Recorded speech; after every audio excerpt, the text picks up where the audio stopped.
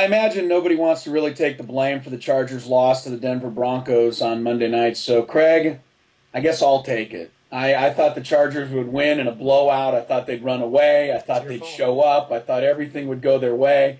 I thought finally Denver wouldn't play a perfect football game.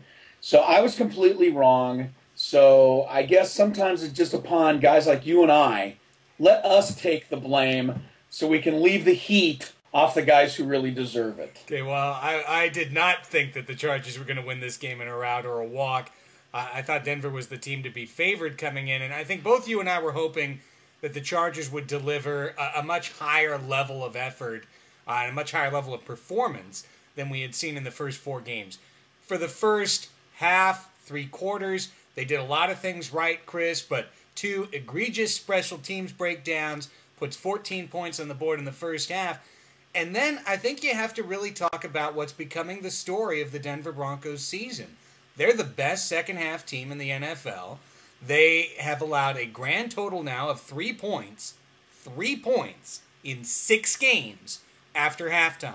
And they came out and did what I think we were all afraid that the Broncos offense was going to do. They did it in the second half, time-consuming, clock-eating drives, moving the chains, converting third downs, throwing to the tight end, who's open seemingly every time. And, they put the points and the yardage up on the board in the second half. You have to, at some point, just give the Broncos credit for the way they're playing. I mean, no team is doing what they're doing right now.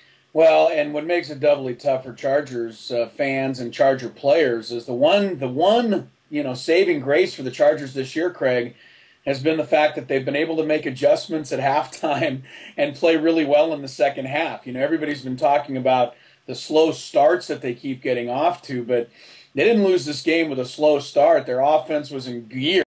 They did punt the first possession, but then touchdown drive. Well, actually, field goal drive that felt like it. They should have scored a touchdown, but then right back down the field, another touchdown drive. But you're right. I mean, honestly, they lose this game on the 2 kick returns in the first half. I'm pretty sure you could do a statistic and check how many NFL teams in history have won a football game when they give up 2 kick returns in one half. The Chargers did get one of those kickoff returns back, or the punt return by Sproles, but the thing that has to hurt the most is that when it got to the fourth quarter, when it got to be winning time, despite the fact that they were at home, despite the fact that the Chargers really should have been the team with desperation, and I think that they did play with desperation. I don't think it was a lack of effort. It was just a matter of Denver was stronger, more powerful, and better in the fourth quarter. Look at the Denver Broncos pass rush in this game. They didn't get to Phillip Rivers until the fourth quarter, but fans were around him all night long, and then finally they broke through like a dam just finally cracked.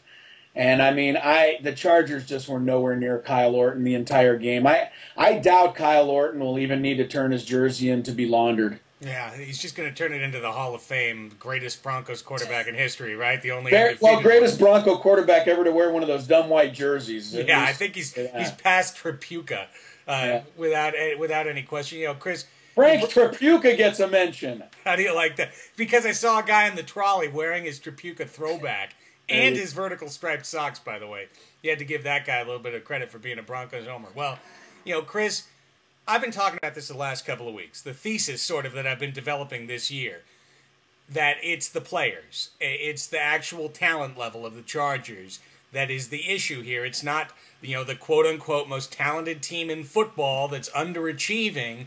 It's actually a team that's playing to its talent level, and its talent level isn't good enough to be a contender in the AFC or in the NFL. And really, the fact that we're talking again after the game about the same problems. No pass rush, pass protection issues, third down, can't get off the field, red zone, field goal instead of a touchdown, key mental errors and breakdowns, which is what I look at both of the Eddie Royal touchdowns, guys who didn't keep their lanes. By the way, your favorite guy, Cromartie, out on the field as a jammer on both of those returns. Each time I looked in the field and went, why is Cromartie out there? Both times he gets run right past. He was gone in the second half. Why is he on any play where a tackle is needed? Yeah.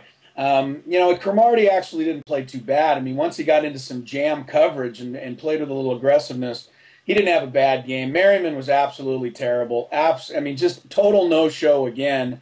It's unbelievable how this guy has gone from one of the greatest players in the history of the National Football League to an absolute useless commodity right now for the Chargers.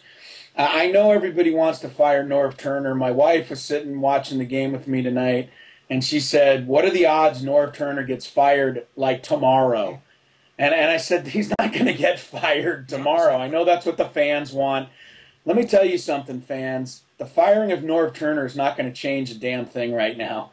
You've got the team that you've got. And Josh McDaniels didn't out-coach Norv Turner. Josh McDaniels didn't have more, didn't get his team more fired up. I mean, the Chargers were ready. The Chargers played hard. The effort was there. I haven't seen LaDainian Tomlinson run that hard probably in 5 years. I mean, he wanted it so bad, and it got there. And you're right, Craig. When push came to shove, Denver Broncos were better. They just made the plays. They had better guys. The Chargers snapped the ball, and Phillip Rivers was attacked and surrounded and had nowhere to go. And Kyle Orton never had that to deal with. So you could change the coach. I mean, I can't even blame Ron Rivera. You want to rip the guy? I mean, what else could he call? They blitzed from every possible angle and direction. They just never got near the quarterback. That was the difference in the game, right? Yeah, no, it was, Chris. And just one more thing as we wrap up here. I know on our preview podcast, I think it was maybe actually on our Grab Bag podcast on Monday, you said you thought the Broncos might finish the year 9-7.